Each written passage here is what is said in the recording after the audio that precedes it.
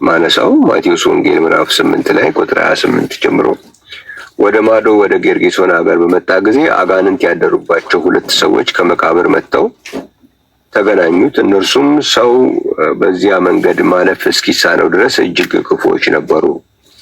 እነሆም ኢየሱስ ሆይ የእግዚአብሔር ልጅ ካንተ ጋር ምን አለን? ጊዜው ሳይደርስ ልታሰቃየን ወደዚህ መጣነ እያሉ ጮሁ ይላል። እዚህም ጋር ኢየሱስ ሆይ የእግዚአብሔር ልጅ ብሎ አጋንንት ተናግረዋል እና ስለዚህ አጋንንት ስለ ኢየሱስ ከዚህ ይሄ ነው ምስክርነታቸው። የኛ ምስክርነት ደግሞ ስለ ኢየሱስ ከዚህ ያልፋል። ኢየሱስን የእግዚአብሔር ልጅ ብሎ መመስከር መጽሐፍ ቅዱሳዊ ነው። የእግዚአብሔር ልጅ ብቻ ብሎ መገደብ ግን ያ ምስክርነት በዲያብሎስ ልክ ሆነ ማለት ነው። ምክንያቱም ዲያብሎስም ያንን ሲናገር ተሰምቷል የእግዚአብሔር ልጅነቱን። ሐዋርያቶቹና ነቢያቶቹ ግን በዚህ ብቻ አላበቁም። ሐዋርያቶቹና ነቢያቶቹ ግን ኢየሱስ የእግዚአብሔር ልጅ እንደሆነ ይመሰክራሉ። ከዛም የሚያልፍ ነገር ይመሰክራሉ የሚል ነገር አንስቻለሁ ከዚህ በፊት። አሁንም መጽሐፍ ቅዱሳዊ ነው። የነቢያቶቹን ኢሳያስን የእግዚአብሔር ልጅ መሆኑን ሕፃን ተወልዶልናል ወንድ ልጅ ብሎ ልጅ መሆኑን ይናገራል። ከዛ ደግሞ አለቅነት በጫንቃው ላይ ነው ብሎ ደግሞ ድንቅ መካር፣ ኃያል አምላክ፣ የዘላለም አባት ብሎ ደግሞ ይናገራል እና ነቢያቶችን የእግዚአብሔር ልጅነቱንም በመሰከረበት ቦታ የዘላለም አባትነቱንም መስክሯል። በአዲስ ኪዳንም ሐዋርያው ጴጥሮስ በማቴዎስ ወንጌል ምዕራፍ 16 ላይ የእግዚአብሔር ልጅነቱን መስክሯል። በሰው ልጅነቱ ሰዎች የሰው ልጅ ማን ይሉታል ተብሎ በተባለ ሀሳብ ላይ ሰው ልጅ የእግዚአብሔር ልጅ እንደሚባል ላይ ደግሞ ለእያንዳንዱ እንደ ስራው በሚፈርድ አሰራሩ ደግሞ አባት ብላችሁ ጥሩት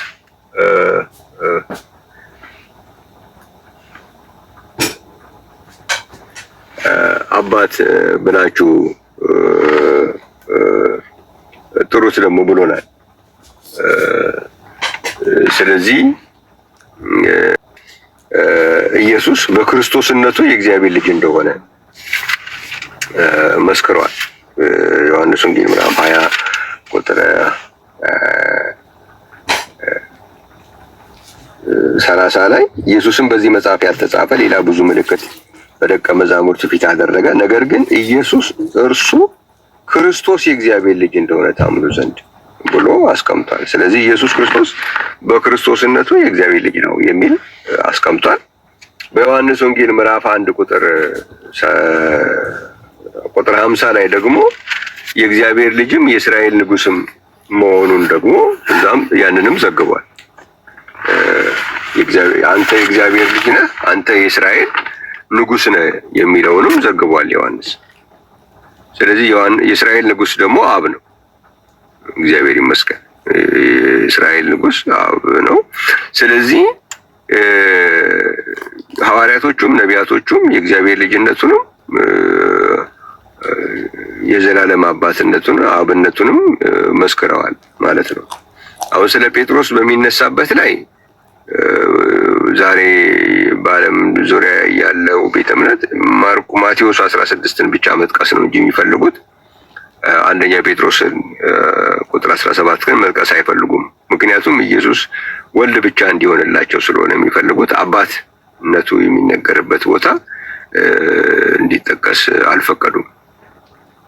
ይሄ ወደ ማን ነው የሚመራው? ወደ ማን ነው የሚያስጠጋው? ወደ ሐዋርያቶችና ወደ ነቢያቶች ልክ ነው? ወደ መጽሐፍ ቅዱስ ልክ ነው የሚያስጠጋን ወይስ ወደ ዲያብሎስ ልክ ነው የሚያስጠጋን የሚል ስጋት አለ።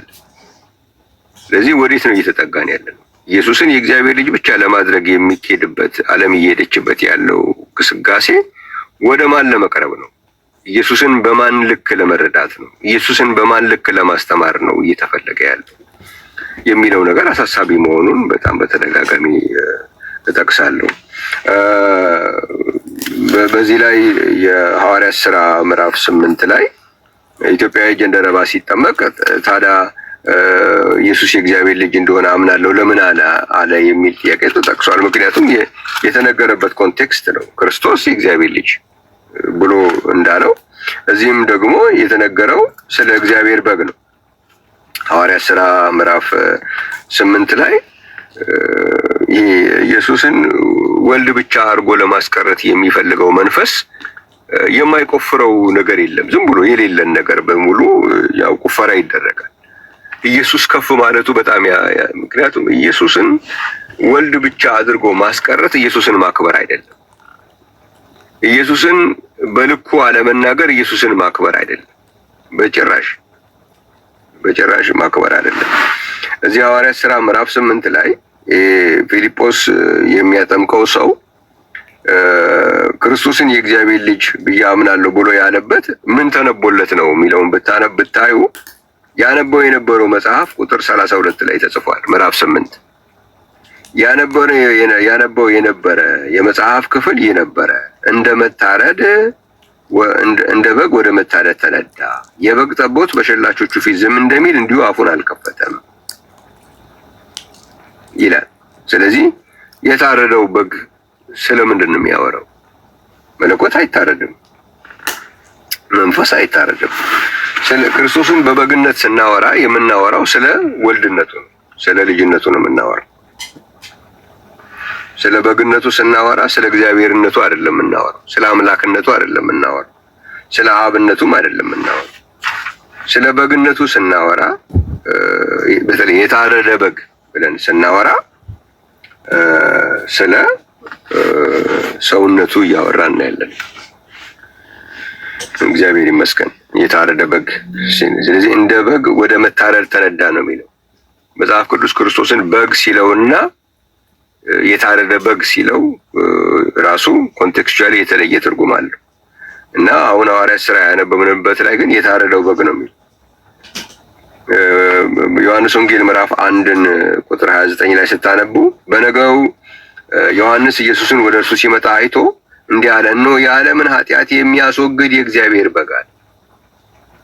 የዓለምን ኃጢአት የሚያስወግድ የእግዚአብሔር በግ።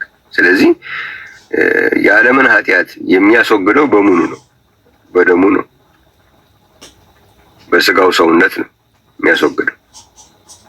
አሁን ያ ምንድን ነው የሚባለው? ቁጥር 34 ላይ እኔም አይቻለው እርሱም የእግዚአብሔር ልጅ እንደሆነ መስክሬአለሁ ይላል። ማንን ነው የእግዚአብሔር ልጅ እንደሆነ የመሰከረው ዮሐንስ?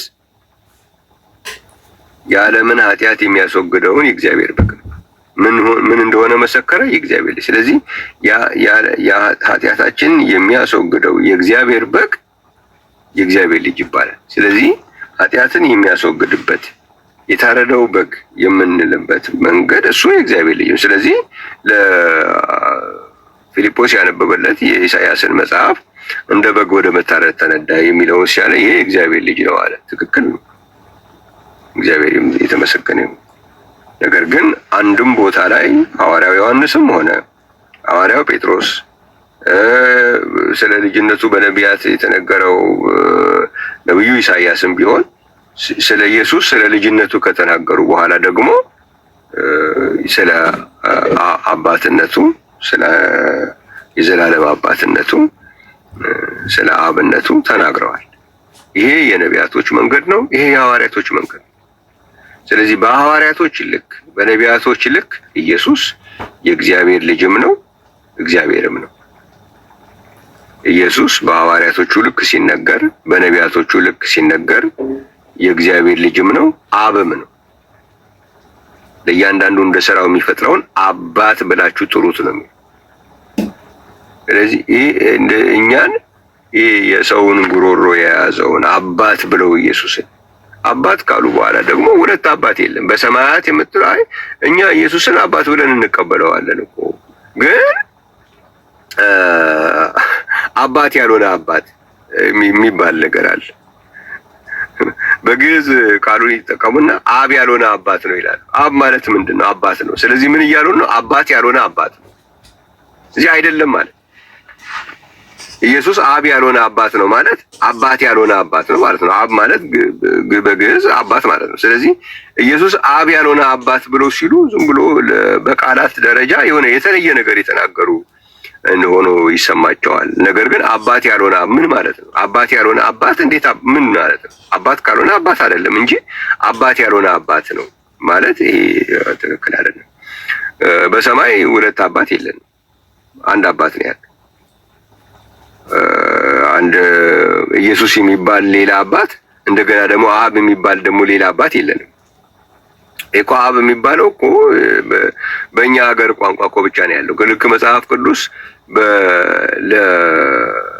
ለአበሻው ማህበረሰብ የተጻፈ መጽሐፍ አድርገው ብቻ ነው የሚያስ እንዴ አብ እኮ ይላል እኮ በቃ አብ ብሎ ለይቶታል እኮ ይሉናል። እንዴ መጽሐፍ ቅዱስ እኮ የአበሻ መጽሐፍ እኮ አይደል፣ ለዓለም ለፍጥረቱ የተጻፈ መጽሐፍ ነው። በሌላ ቋንቋ ስትሄድ አብ እያለ ነው የሚጠራው። ፋዘር ካለ እኮ ፋዘር ነው፣ ፓትሮስ ካለ ፓትሮስ ነው፣ አለቀ እንጂ የሆነ የተለየ ፓትሮስ እና የተለየ ፋዘር የሚባል ነገር የለም።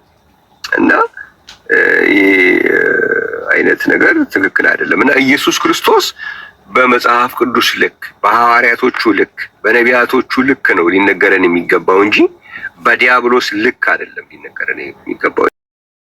እንግዲህ በጽሁፍ ከቀረበልኝ ነው። ታዲያ ለምንድን ነው ኢትዮጵያዊ ጀንደረባ የእግዚአብሔር ልጅ አለው? እንዴ ስለ ታረደ በግ ሲነገረው ምን ሊበለው? የታረደ በግ ታዲያ ምንድን ነው ነግሮናል። ዮሐንስ ወንጌል ምዕራፍ 1 ቁጥር 29 እና 34 ኢየሱስ ክርስቶስን የመስዋዕት በግ ወይም የታረደ በግ ተብሎ በሚገለጽበት ጊዜ ስለ እግዚአብሔር ልጅነቱ የተገለጸ መሆኑ በዮሐንስ ወንጌል ምዕራፍ 1 ከቁጥር 29 እና 34 የተነገረ ስለሆነ በዛ አንጻር ሊታይ ይገባል እንጂ ሐዋርያት ሥራ ምዕራፍ 8 ኢየሱስን በዲያብሎስ ልክ ተናገሩልኝ የሚልም አይደለም። በጭራሽ ሊሆን አይችልም።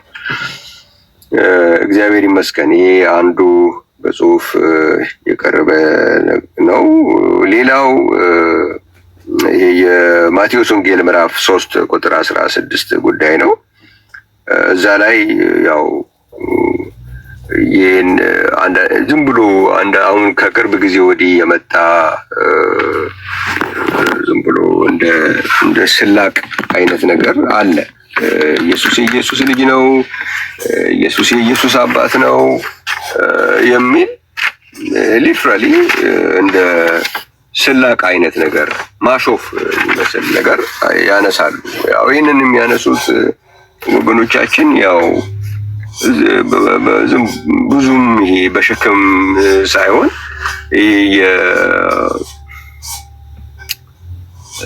ዝም ብሎ ከሃይማኖት አንጻር የሚደረጉ የሶሻል ሚዲያ ላይ ያለ የብሽሽቅ መንገድ አለ እና በዛ አይነት መንገድ የሚናገሩ ልጆች ናቸው። አንድ ሳምንት ይሳደባሉ፣ በሁለተኛው ሳምንት ደግሞ ውይይት ይፈልጋሉ።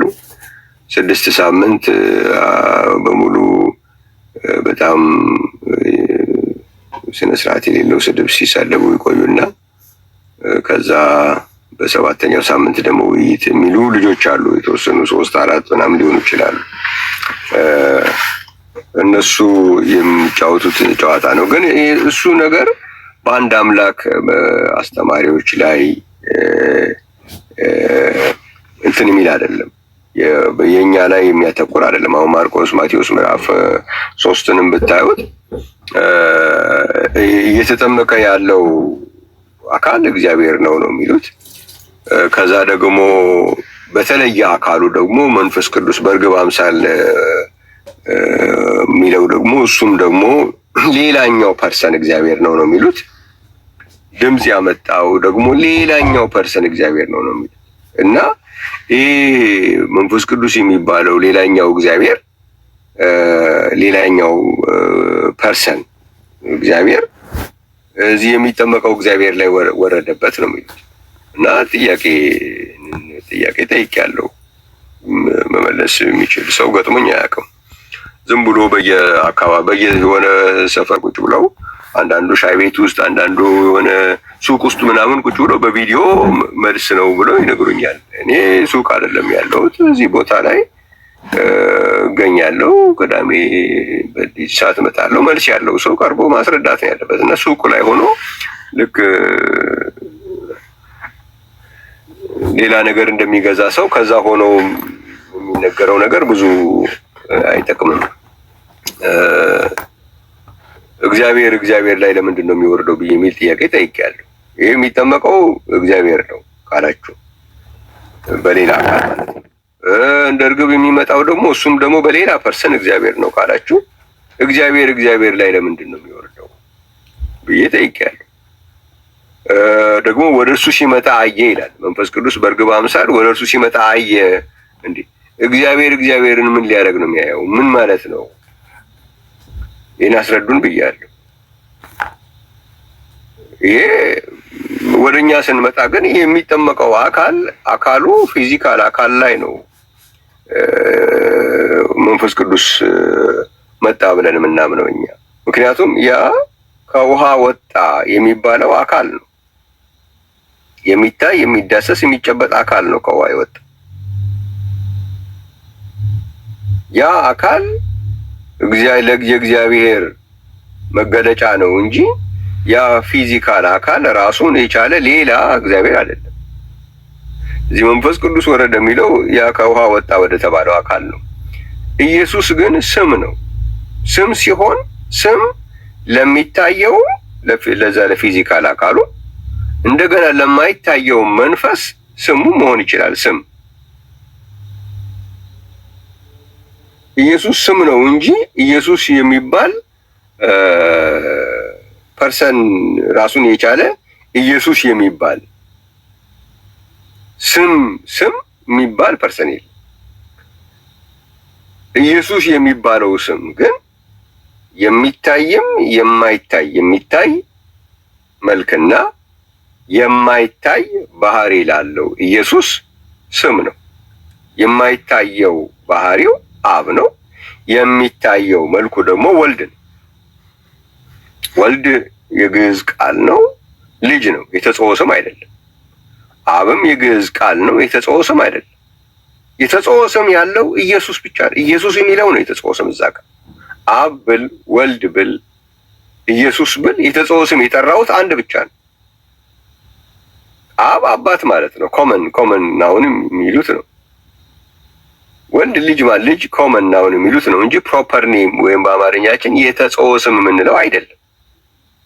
ስለዚህ አብ ብዬ ወልድ ብዬ ኢየሱስ ብዬ ስንት የተጸውዖ ስም ጠራሁኝ እዚህ ጋር ብዬ ብል አንድ ብቻ ነው የጠራሁት የተጸውዖ ስም።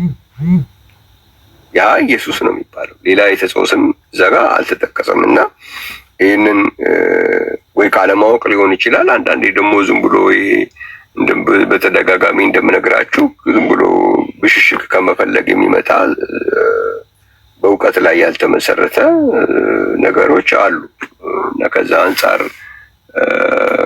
ነው የሚሆነው ማለት ነው። እግዚአብሔር ይመስገን።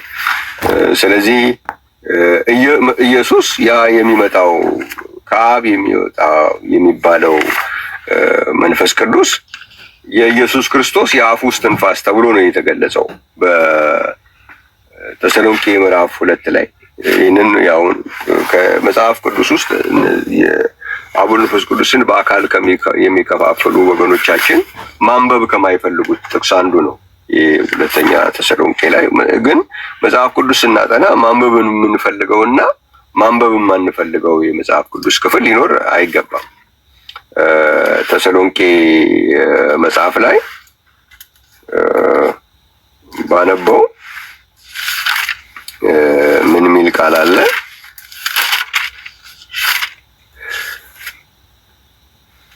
እግዚአብሔር ይመስገን። ተሰሎንቄ ላይ ሁለተኛ ተሰሎንቄ ምዕራፍ 2 ቁጥር 8ን ብታነቡት በዚያ ጊዜ ጌታ ኢየሱስ በአፉ እስትንፋስ የሚያጠፋው ሲመጣም በመገለጡ የሚሽረው አመፀኛ ይገለጣል ይላል። ጌታ ኢየሱስ በአፉ እስትንፋስ በአፉ መንፈስ የሚያጠፋው ይላል። በአፉ መንፈስ። ስለዚህ መንፈስ ቅዱስን የጌታ ኢየሱስ የአፉ መንፈስ ተብሎ ተገልጿል። ስለዚህ መንፈስ ቅዱስም የኢየሱስ የአፉ መንፈስ ተብሎ ነው የሚገለጸው። ያ ከውሃ ወጣ ተብሎ የተባለው አካልም ኢየሱስ ተብሎ ነው የሚገለጸው ስሙ ማለት ነው እንጂ ያ ፊዚካል አካል መንፈስ ቅዱስ ነው አላልንም። እኛ እያልን ያለነው ለፊዚካል አካሉ ያ እየተጠመቀ ላለው ለፊዚካል አካሉም ሆነ የጌታ ኢየሱስ የአፉ መንፈስ ለሚባለው መንፈስ ቅዱስ ስሙ ግን ኢየሱስ ነው እያልን ያለነው እንጂ የጌታ ኢየሱስ የአፉ መንፈስ ያ ከውሃ ወጣ የተባለው ፊዚካል አካል ነው ብለን አናምን። ስለዚህ ያ ፊዚካል አካል ላይ የወረደው የጌታ ኢየሱስ የአፉ መንፈስ የሚባለው መንፈስ ቅዱስ ያ ነው የሆነው እንጂ እግዚአብሔር ላይ ወረደ፣ እግዚአብሔርን አየው። ምክንያቱም የተለያዩ ፐርሰኖች ናቸው። ይሄ ውሃ ላይ የሚጠመቀውም ሌላ ፐርሰን ነው። እንደገና ደግሞ የሚመጣው እንደ እርግብ አምሳል መጣ የሚባለውም እሱም ሌላ ፐርሰን ነው፣ ግን እሱም እግዚአብሔር ነው። ታች ያለውም ሌላ ፐርሰን ነው፣ ግን እግዚአብሔር ነው። እዚህ እግዚአብሔር ላይ ለምን ወረደ? እግዚአብሔርን ምን ብሎ ነው የሚያየው? ጉድ እኮ ነው የምትሰሙት እኮ። እግዚአብሔርን አየው። ምክንያቱም በእሱ ላይ ሲመጣ አየ ሲል ይሄ ታች ያለው የሚጠመቀው እግዚአብሔር ነው። አዎ። ከላይ የሚመጣውም ሌላ ፐርሰን እግዚአብሔር ነው። አዎ። እና አንደኛው እግዚአብሔር ሌላኛውን እግዚአብሔር ነው የሚያየው ይላል ለማለት በኋላ ላይ ችግር የሚገጥ ለመናገር የሚያስቸግር ከሆነ እንደዚህ አይነት ነገር ማለት የለባችሁም እላለሁ። ይሄ እንግዲህ በዛ ከቀረቡት ጥያቄዎች መካከል ናቸው። እግዚአብሔር የተመሰገነ ይሁን። ሶስተኛ አንድ ብቻ ስለዚህ ራሱ በራሱ ላይ ወረደ ነው የሚሆነው የሚለው አሁን አንዳንድ ጊዜ ራሱ የራሱ አባት ራሱ የራሱ ልጅ ነው ይላል። በአንድ አምላክ ትምህርት ውስጥ ራሱ በራሱ የሚባል ነገር የለውም። ምክንያቱም ሰውነት እና መለኮት ነው የምናወራው። ስለዚህ ሰውነት ወደ ሰውነት ላይ ወረደ አላለም። እኛ መንፈስ ወደ ሰውነት ላይ ወረደ ነው። ያ የሚጠመቅ ያለው ሰው ነው። የሚታይ የሚዳሰስ የሚጨበጥ ሰው ነው የተጠመቀው። ስለዚህ መንፈስ በሚታየው በሚዳሰሰው በሚጨበጠው ሰው ላይ ወረደ ነው እንጂ መንፈስ ላይ ወረደ የሚል አስተምሮ የለንም። ስለዚህ በፐርሰን ደረጃ እዛ ጋር ድምጽ ያመጣውም ሌላ ፐርሰን እግዚአብሔር፣ ውሃ ውስጥ የሚጠመቀው ሌላ ፐርሰን እግዚአብሔር፣ እንደ እርግብ አምሳል የሚመጣው ደግሞ ሌላ እግዚአብሔር ብሎ የሚያምነው የሶስት አካል ትምህርት ነው። ስለዚህ በዛ መሰረት ከሄዳችሁ እግዚአብሔር ላይ ወረደ፣ እግዚአብሔር ላይ መጣ ካላችሁ ራሱ ላይ ነው እየመጣ ያለ። ያኛውም እግዚአብሔር ነው፣ የኛው እግዚአብሔር ነው። ራሱ ላይ ይወርዳል፣ ራሱ ላይ ይመጣል፣ ራሱን ያያል የሚለው ነገር የሚመጣው እዛ ሰፈር ነው። እኛ የዛን ያክል በጣም ዝቅ ማለት ስላልፈለግንና ዝም ስላልን ግን ጭራሽ ያብዬን ወደሚያ አይነት ነገር እናንተ የራሱ አባት እንደዛ የሚባል ነገር የለም። ሰውን መለኮት ለሰውነት አባት ነው አልን እንጂ እኛ ሰውነት ለሰውነት አባት ሆኖ አያውቅም ብለን አናውቅም። ራሱ ለራሱ አባት ሆነ የሚባለው ሰውነቱ ለሰውነቱ አባት ሆነ ብንል ነው። እኛ ያልነው ሰውነት ለአብ ልጅ ነው፣ አብ ደግሞ ለዛ ሰውነት ደግሞ አባት ነው። ስለዚህ ራሱ በራሱ ልጅ ሆነ ራሱ የሚባል ነገር አይሰራም።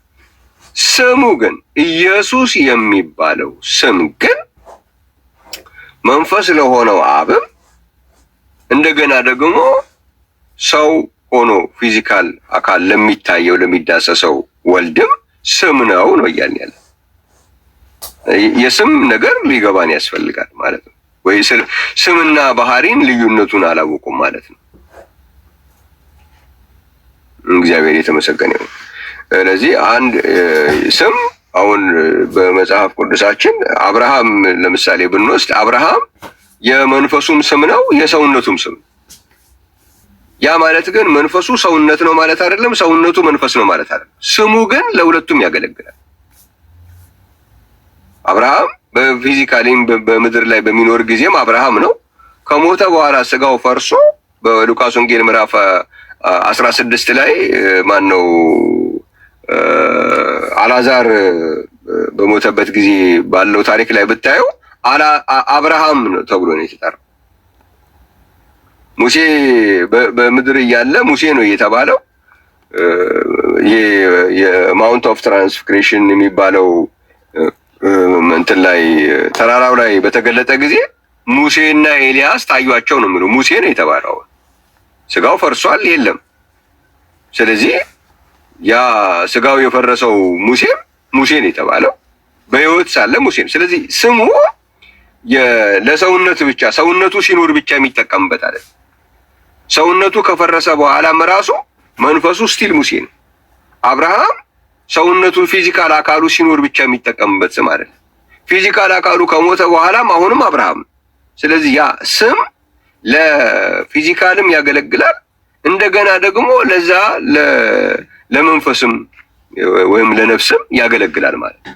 ያ ማለት ግን ስሙ ለመንፈስም ለነፍሱም ሆነ ለሰውነቱ አገልግሏል ማለት ነፍስ ስጋ ነው ማለት አይደለም፣ ስጋ ነፍስ ነው ማለት አይደለም። እና ይሄ የስምን ቫልዩ የስምን አጠቃቀም ካለማወቅ የሚመጣ ነው። እኛ ኢየሱስ የአብም ስም ነው፣ ኢየሱስ የወልድም ስም ነው፣ ኢየሱስ የመንፈስ ቅዱስ ስም ነው ያለ እንጂ ፊዚካል የሆነው አካል መንፈስ ቅዱስ ነው አላል። ፊዚካል የሆነውማ ፊዚካል ነው። መንፈስ ቅዱስ እኮ የማይታይ ነገር ነው። ኢየሱስ የሚለው ስም ግን ለመንፈስ ቅዱስም ነው እንደገና ለፊዚካል አካሉም ነው።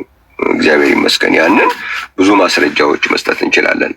በአንደኛ ዮሐንስ ምዕራፍ 2 ቁጥር 1 ብታነቡ ማናችሁም የመጽሐፍ ቅዱስ ያላችሁ ጠበቃ አለን እርሱም ኢየሱስ ክርስቶስ የሚለው ቦታ ሄዳችሁ ብታዩ ኢየሱስ ክርስቶስ ብሎ ያለው መንፈስ ቅዱስን ነው ይላል። የግሪክ ስትሮንግ ሄዳችሁ ሪፈር ማድረግ ትችላላችሁ። ያ መንፈስ ቅዱስ የተባለው ኢየሱስ ነው ብሎ ነው የሚጠራው። ፓራክሊጦስ ብሎ ይለዋል። ፓራክሊጦስ ኢየሱስ ነው ብሎ ነው የሚጠራው። ስለዚህ ኢየሱስ የሚለው ስም የፓራክሊጦስም ስም ነው ማለት የመንፈስ ቅዱስም ስም ነው። አንደኛ ዮሐንስ ምዕራፍ 2 ቁጥር 1 እና 2ን ማንበብ ትችላላችሁ። ፓራክሊጦስ ኢየሱስ ነው ተብሎ ተጽፏል። ስለዚህ ከሁለተኛ ዮሐንስ ምዕራፍ 1 ቁጥር 3 ላይ ከእግዚአብሔር አብ እና ከአብ ልጅ ከኢየሱስ ክርስቶስ የሚል አለ እና ይሄ ሁለት አካል የሚያሳይ ነው ወይም የተለያየ አካላትን የሚያሳይ ነው የሚል ነገር ይቀርባል። እንግዲህ አስቡት፣ እግዚአብሔር አብ የተባለው እግዚአብሔር ነው። የአብ ልጅ ኢየሱስ ክርስቶስ የተባለውም እግዚአብሔር ነው። ስለዚህ ምንድነው እነኚህ ሰዎች የሚሉን ማለት ነው? ከእግዚአብሔርና ከእግዚአብሔር ጸጋና ምሕረት ይብዛላችሁ ተብለናል ነው የሚሉን ማለት ነው። አናስገባውም እዚህ ጋር ሲሆን እግዚአብሔር የሚለውን ሳናስገባ ነው የምንጠነቀቀው። አንድ አተረጓጎም እኮ ትክክል የሚሆነው እኮ በየትኛውም አቅጣጫ ሲፈተሽ ልክ ሲመጣ ነው እንጂ እኛ ደስ ባለን አቅጣጫ ብቻ ሲፈተሽ የሰራልን ሲመስለን አይደለም።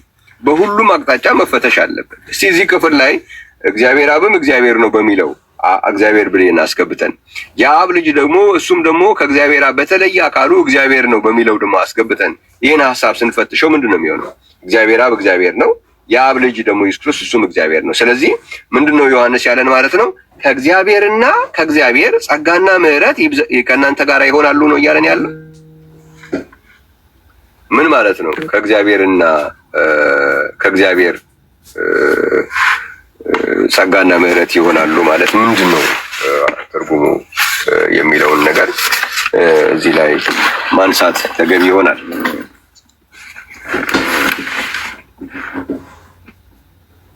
እግዚአብሔር ይመስገን። እሺ፣ ሌሎቹም እንደዚሁ አሁን አንደኛ ሁለተኛ ዮሐንስ ምዕራፍ 1 ላይ ቁጥር 9 ላይ በክርስቶስ ትምህርት ለሚኖር አብና ወልድ አሉት። ይሄ ማለት ሁለት አካልን ለማሳየት ነው። እንዴት? እሺ ይሄንን ማስገቡበት እስቲ። አሁን አብም እግዚአብሔር ነው በተለየ አካሉ በተለየ ፐርሰን አብ እግዚአብሔር ነው። ወልድም ደግሞ በተለየ አካሉ ወይም በተለየ ፐርሰን እግዚአብሔር ነው። ስለዚህ በክርስቶስ ትምህርት ለሚኖር ሰው እግዚአብሔርና እግዚአብሔር አሉት ብለን እናንብብ? አይ እንደሱ አይሆንም። እንግዲያው እንደዚህ ካልሰራ አይሰራም ማለት ነው። ፎርሙላው እናንተ የምትፈልጉትን ሀሳብ ስታስገቡ ብቻ የሚሰራ ሌላ ሲመጣበት ደግሞ ማይሰራ ከሆነ ችግር አለበት ማለት ነው። አብ መለኮት ነው፣ አዎ። ወልድም መለኮት ነው፣ አዎ። እሺ፣ ስለዚህ በክርስቶስ ትምህርት ለሚኖር ሰው መለኮትና መለኮት አለው ብዬ ማንበብ እችላለሁ? አይ እንደሱማ አንድ መለኮት ስለሆነ ያለው እንደሱ ማድረግ አትችልም። በቃ እንደሱ ማድረግ ከማይቻል ከሆነ ለያይተህ ልታነብልኝ አትችልም። አብ እግዚአብሔር ነው። አዎ። ወልድስ በተለየ አካሉ እግዚአብሔር ነው። አዎ። ስለዚህ ይሄ ክፍል አብና ወልድ የሚለው የተለያየ ከሆነ በክርስቶስ ትምህርት ስለሚኖር ሰው እግዚአብሔርና እግዚአብሔር አሉት ብዬ ማንበብ እችላለሁ?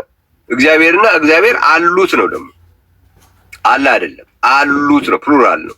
ስለዚህ ስንት እግዚአብሔር ሊሆን ነው? እግዚአብሔርና እግዚአብሔር አሉት ስትል ስንት እግዚአብሔር ሊመጣል? አይ እሱማ አይሆንም፣ አንድ እግዚአብሔር ነው። እኛማ በጨራሽ እኮ እንደሱ አናስብ። ታዲያ ማታስብ ከሆነ ሁለት የተለያየ አካል ልታደርግ አትችልማ። ስለዚህ እዚህ ቦታ ላይ አብ የሚባለው የማይታይ መንፈስ ነው። ወልድ የሚባለው ደግሞ ለዚህ የማይታየው መንፈስ የተገለጠበት አካል። ይህንን ሲባል አንዳንድ በጣም ነገሩን ለማዋደቅና ለማሳነስ ሲባል ደግሞ ወልድ የሚባለውን አሁን ስጋ ነው ሲባል ስጋ ሲባል ምንድነው የሚሉት አንዳንዶቹ እኛ የለመድነው ስጋ ነው የሚመስላቸው። ይቅርታ አድርጉልኝና አብዛኞቹ የከባድ ቃል ነው ይቅርብኝ፣ ግን ልክ ቆዳ ነው የሚመስላቸው። ስጋ ነው ይሉታል ይላል መጽሐፍ ቅዱስ እኮ። በመጽሐፍ ቅዱስ ቋንቋ ስጋ ስንል እኮ ሰው እያለ ነው አይደለም እንዴ? ቃል ስጋ ሆነ ሲል ምን ማለት ነው? ስጋ ማለት አንድ ቆዳ ማለት ነው እንዴ? እግዚአብሔር በስጋ ተገለጠ ሲል በስጋ ተገለጠ ማለት በቆዳ ተገለጠ ማለት ነው እንዴ? መጽሐፍ ቅዱስ ሲጠቀሙ እኮ። ስለዚህ አብ በስጋ ተገልጧል፣ እግዚአብሔር በስጋ ተገልጧል ቢባል ምንድን ነው ችግሩ?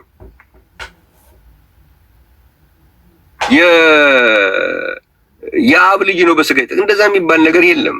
በስጋ የተገለጠ የሚል መጽሐፍ ቅዱስ አንድ ቦታ ላይ ነው ያለው። እሱም እግዚአብሔር አብ ነው።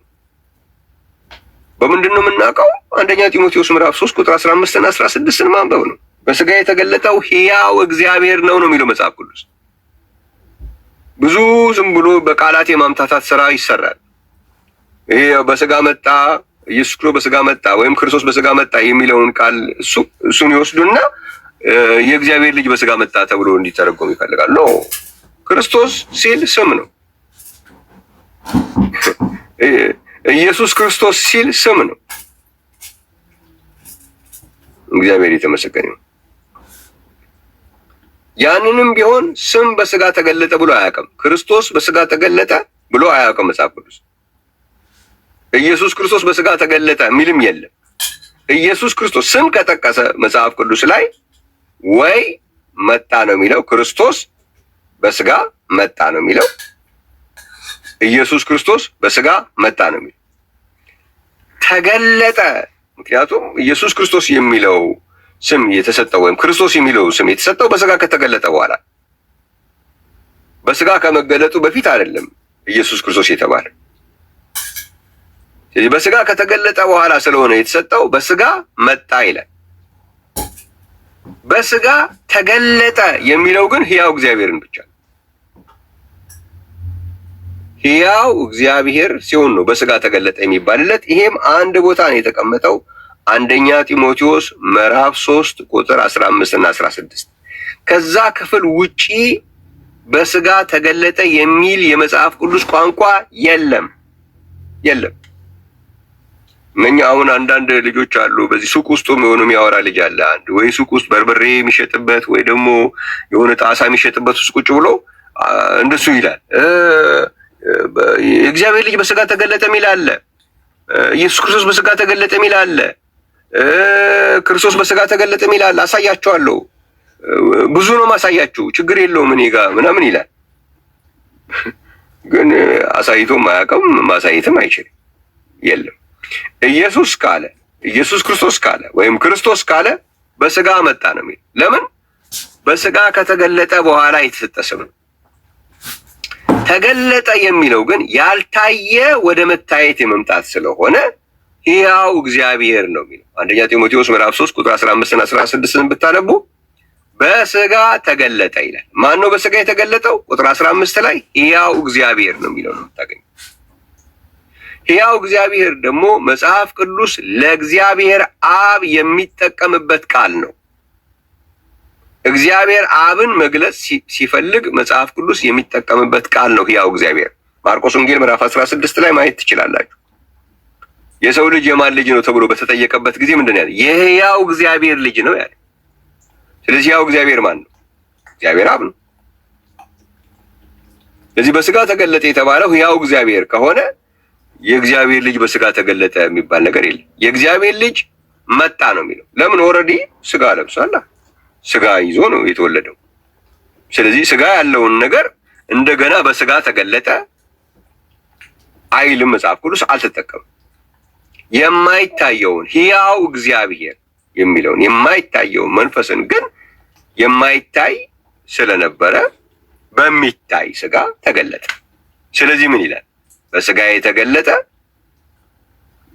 በመንፈስ የጸደቀ ለመላእክት የታየ ወደ መታየት መጣ ማለት ነው። እግዚአብሔር የተመሰገነ ይሁን።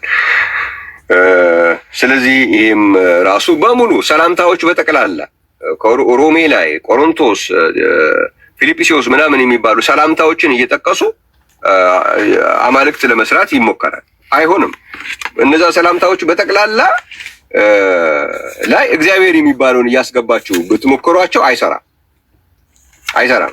ጠይቋቸው። አሁን ለምሳሌ ሮሜ መጽሐፍም ላይ ከሮሜ ጀምራችሁ ሰላምታዎች ላይ አለ። እዛ ላይ ሰላምታዎች ላይ ሶስተኛው አካል ስለ አካል መንገድ የሚያስፈልግ ቢሆን ኖሮ ሶስተኛው አካል ሳይጠቀስ ለምን ሰላምታ እንደሚቀርብ እንግዲህ እንትን ማድረግ አለባቸው፣ መልስ መስጠት ይኖርባቸዋል። ሁልጊዜም ሰላምታዎቹ ላይ አይታችሁ ከሆነ ከእግዚአብሔር አብ ከአብ ልጅ ከኢየሱስ ክርስቶስ ጸጋና ሰላም ይብዛላችሁ የሚል ሰላምታ ነው የሚቀርበው። እግዚአብሔር የተመሰገነ ይሁን። ቤኔዲክሽን ላይ ብቻ አንድ ጊዜ ሁለተኛ ቆሮንቶስ ላይ የእግዚአብሔር ጸጋ የእግዚአብሔር ፍቅር የመንፈስ ቅዱስ ህብረት ብሎ አንድ ጊዜ ብቻ በሁለተኛ ቆሮንቶስ ላይ ተቀምጦልናል። ከዛ በተረፈ ሰላምታዎችን ሲጀምሩ ሐዋርያቶቹ የጻፏቸው መጽሐፍቶች በሙሉ ብታዩ ለምሳሌ አንደኛ ቆሮንቶስ ምዕራፍ 1 ቁጥር 3 ላይ ከእግዚአብሔር ከአባታችን ከጌታም ከኢየሱስ ክርስቶስ ጸጋና ሰላም ለእናንተ ይሁን ይላል። ከእግዚአብሔር ከአባታችን ስለ አካል ከሆነ ማውራት ያለበት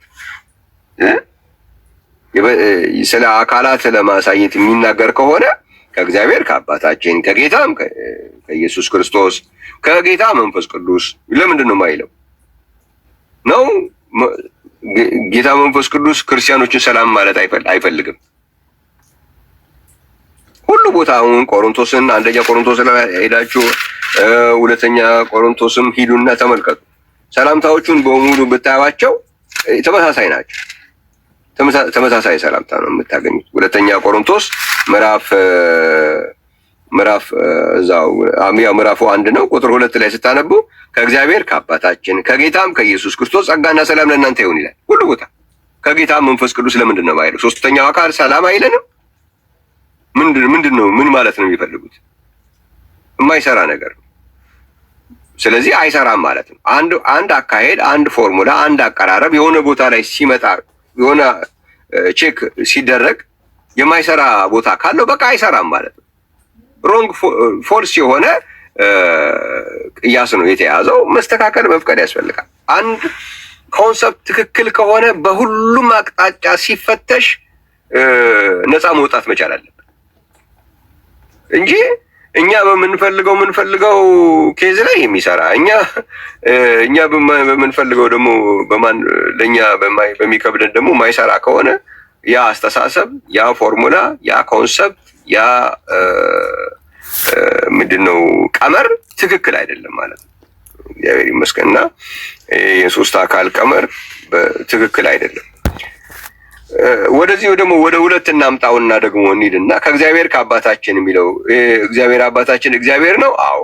ከጌታም ከኢየሱስ ክርስቶስ ጌታም ኢየሱስ ክርስቶስ የሚለውም እግዚአብሔር ነው። አዎ።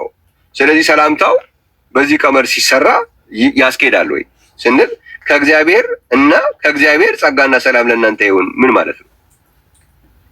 እግዚአብሔር አባታችንም እግዚአብሔር ነው፣ ጌታም ኢየሱስ ክርስቶስ እግዚአብሔር ነው። ስለዚህ ከእግዚአብሔርና ከእግዚአብሔር ጸጋና ሰላም ለእናንተ ይብዛ ምን ማለት ነው? አይ ከእግዚአብሔርና ከእግዚአብሔርማ ሊባል አይገባም። እንዴት ታደርገዋለህ ታዲያ? ይሄም እግዚአብሔር ነው ብለሃል፣ ይሄም እግዚአብሔር ነው ብለሃል። ይሄም ሲገባ መስራት አለበት ቀመሩ ትክክል ከሆነ። አንተ የሚስማማ አንቺ የሚስማማሽ እኔ የሚስማማኝ ሐሳብ ሲገባ የሚሰራ ሌላ ቼክ ፖይንት ሲመጣበት ግን አቅም ከሌለው ችግር አለ ማለት ነው።